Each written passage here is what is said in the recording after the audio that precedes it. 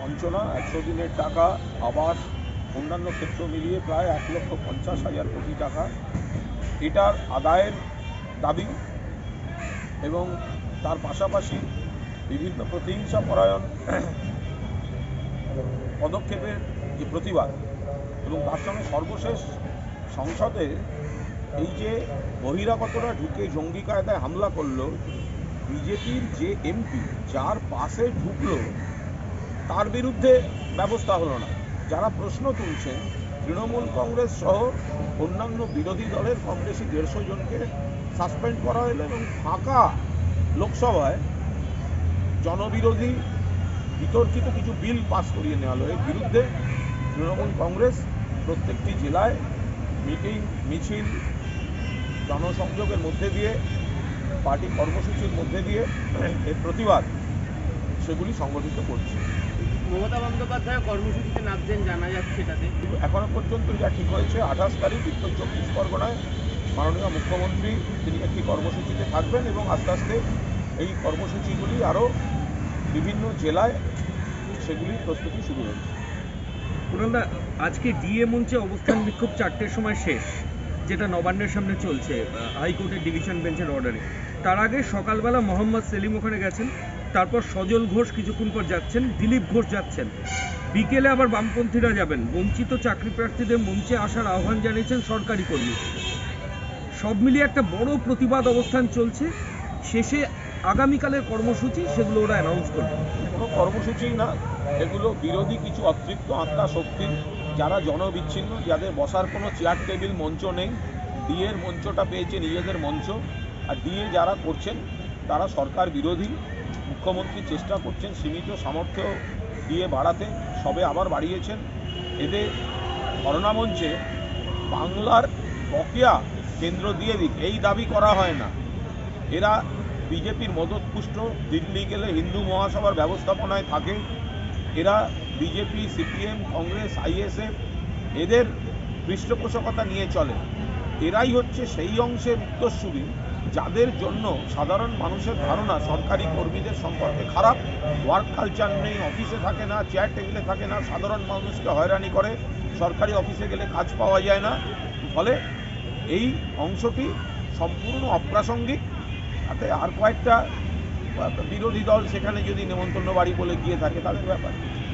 একদিন ধরে লক্ষ জনের গীতা পাঠ বলে যেটি তৈরি হচ্ছিল সেটি এত বড় একটি ফ্লপ যে তার আগাম খবর যখন প্রধানমন্ত্রী পেলেন, এই যে যারা বলেছিল প্রধানমন্ত্রীকে এনে করবে, তার আগে অমিত শাহ গিয়ে বলেছেন পশ্চিমবঙ্গে নেতাদের কথায় বিশ্বাস করা যাবে না। ধর্মতলায় আমি দেখেছি ধুধু মাঠ, ধুধু প্রান্তর, ফাঁকা চেয়ার, সামান্য কটা লোকের মাঝখানে আমাদের তুলে দিয়েছে।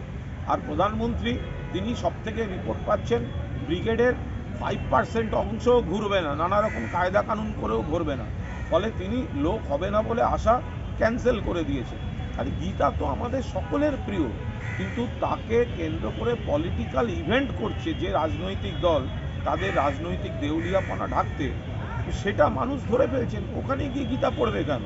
গীতা তো নিজেদের মানে তো বাড়িতে ধর্মস্থানে গীতা পাঠ তো এমনিও হয়। বলছি, বিজে বলছে যে এটা সনাতনী অধিকার ধর্মীয় অনুষ্ঠান করার। উদাহরণে বলছেন যে চণ্ডীপাঠের আসরের কথা বলছে, চণ্ডীপাঠ করতে গেলে প্রণব মুখোপাধ্যায়ের মতো করা উচিত। তফাৎটা হচ্ছে প্রণব মুখোপাধ্যায়ের রাজনীতিটা হচ্ছে জাতীয় কংগ্রেসের রাজনীতি ছিল। তিনি পণ্ডিত মানুষ, চণ্ডীপাঠ করতেন, নিশ্চিতভাবে মা দুর্গার সাধনা করতেন ইত্যাদি। চণ্ডীপাঠের জন্য পুরুত মশাই প্রণব মুখার্জি বিখ্যাত নন। বিজেপির প্রবলেমটা উল্টো। বিজেপির প্রবলেমটা হচ্ছে এরা রুটি কাপড়ার আন্দোলনের জন্য বিখ্যাত নয়, এরা হচ্ছে হিন্দু ধর্ম উস্কে রাজনীতি করার জন্য এদের পরিচিতি। তৃণমূলের নেতারা বিভিন্ন ধর্মীয় অনুষ্ঠানে আমন্ত্রণ পান, হিন্দু ধর্ম, ইসলাম ধর্ম, খ্রিস্টান ধর্ম, নিশ্চয়ই তারা যান, কিন্তু তাদের মূল পরিচয় মা মাটি মানুষ উন্নয়নের রাজনীতি করে। ফলে ধর্মের অনুষ্ঠানে আমন্ত্রণ পেলে যাওয়া আর ধর্মের ইভেন্টকে কাজে লাগিয়ে রাজনীতি করা, দুটোর বেসিক তফাৎ আছে। বিজেপি দ্বিতীয়টাই অত্যন্ত আপত্তিকর। কাঁথির পুরসভার চেয়ারম্যানকে তার জেলা সভাপতি বার্তা পৌঁছে দিয়েছেন যে একজন সিনিয়র মানুষের সঙ্গে দেখা হয়েছে, পায়ে হাত দিয়ে প্রণাম করেছেন, সেটা সৌজন্যের মধ্যে পড়ে। কিন্তু তারপর যে আধিক্ষেতা করেছেন একজন বিশ্বাসঘাতকের প্রতি, সেটা হতে পারে না। তার তো বলা উচিত ছিল, তিনি বলছেন আমার গুরুদেব। আরে আপনার গুরুদেব, উনি বলছেন আমি যেখানে দাঁড়িয়ে আছি সেটা গুরুদেবের জন্য। তাহলে গুরুদেব যেখানে দাঁড়িয়ে আছেন সেটা মমতা বন্দ্যোপাধ্যায়ের জন্য, তৃণমূল কংগ্রেসের জন্য। তৃণমূলের দয়া এমপি, কেন্দ্রীয় মন্ত্রী, তার ছেলেরা প্রতিষ্ঠিত। অত্যন্ত গরিত অন্যায় কাজ করেছেন, তৃণমূলের আবেগের বিরুদ্ধের কাজ করেছেন। কাঁথি পুরসভার চেয়ারম্যান, জেলা সভাপতির সঙ্গে আমার কথা হয়েছে, তারা ইতিমধ্যেই শোকজ করেছেন, বিষয়টি শীর্ষ নেতৃত্ব খতিয়ে নিচ্ছে। কাঁথির মতো লোকসভা আসন যেখানে তৃণমূল যদি কোথাও সর্ষের মধ্যে ভূত থাকে, সর্ষেগুলি বাছাই করার সময় এসে গিয়েছে এবং সেই সর্ষেগুলি বাছাই করার কাজ হচ্ছে। গতকাল আমাদের মুখ্যমন্ত্রী মমতা বন্দ্যোপাধ্যায়ের বাড়ির সামনে কিছু চাকরি প্রার্থীরা বিক্ষোভ দেখিয়েছিলেন। 60 জন অ্যারেস্ট হয়েছিল কুণালদা, এবং চাকরি চেয়ে বিক্ষোভ দেখাতে গিয়ে তাদের হাজতে রাত কাটাতে হয়েছে।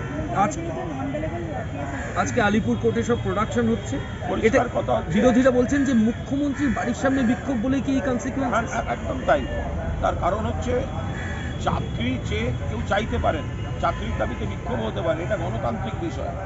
কিন্তু উদ্দেশ্য প্রণোদিতভাবে মুখ্যমন্ত্রীর বাড়িতে যাওয়া, সেখানে যদি কোনো অশান্তি তৈরি হয়, সেখানে যদি প্ররোচনা দিতে গিয়ে অন্য কোনো শক্তি কোনো খারাপ কাজের সুযোগ নেয়, তার দায়িত্ব কে নেবে?